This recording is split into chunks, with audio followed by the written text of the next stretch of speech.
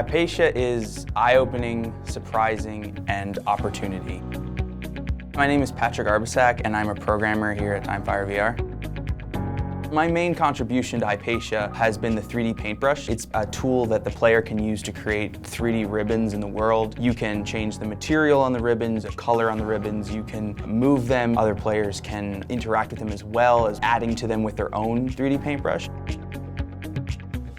I really like when people create that first stroke and they're figuring out what is actually happening. I always like to say, hey, do you want to paint in the third dimension now? And they're like, what is that? And then I give them the tool and then I say, hey, just pull the trigger and move the brush. And then they make a stroke and there's a moment there where they're like, what is going on? It's a moment that I always love to set up every time someone grabs the paintbrush for the first time.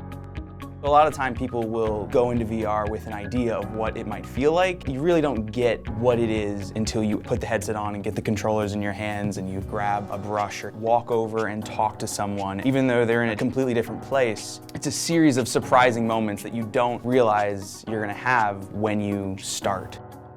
Timefire is a great environment to work in because people here are willing to teach you, and we talk and we collaborate all the time and asking them questions and, hey, can you look at my code to see if it makes sense?